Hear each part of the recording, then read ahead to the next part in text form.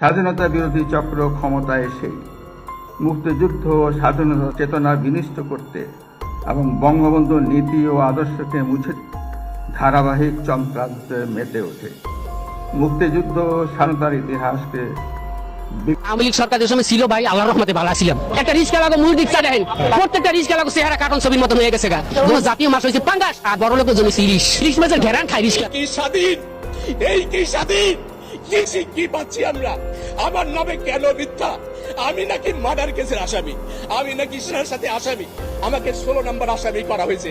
বর্তমান দেশের বিদ্যমান পরিস্থিতিতে ক্ষিপ্ত হয়ে পড়েছে দেশের সর্বস্তরের সাধারণ জনগণ। বাংলাদেশ সেনাবাহিনীর দায়িত্বরত সেনা প্রধান ওয়াকারুজ্জামান এবং রাষ্ট্রপতি মোহাম্মদ শাহাবুদ্দিন খুশি মনে দেশের দায়িত্ব তুলে দিয়েছিল অন্তর্বর্তীকালীন সরকারের প্রধান উপদেষ্টা ডক্টর ইউনূসের হাতে। তবে দেশ এবং দেশের মানুষের কাছে দায়িত্ব পালনের সম্পূর্ণ ব্যর্থ তিনি।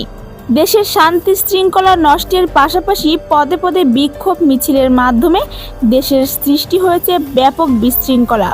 বিনা অপরাধে দেশের ইস্কন নিষিদ্ধের দাবিতে মেতে উঠেছে ভারত বাংলাদেশের সর্বস্তরের সাধারণ জনগণ।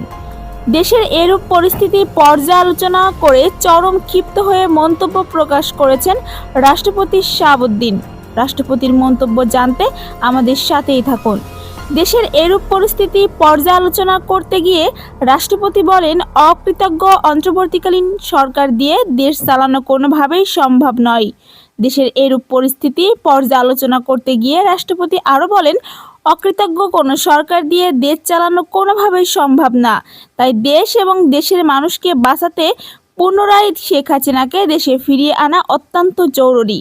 সেই সাথে শেখ হাসিনাকে দেশে ফেরাতে জাতিসংঘে আপিল করতে চায় রাষ্ট্রপতি মোহাম্মদ শাহাবুদ্দিন।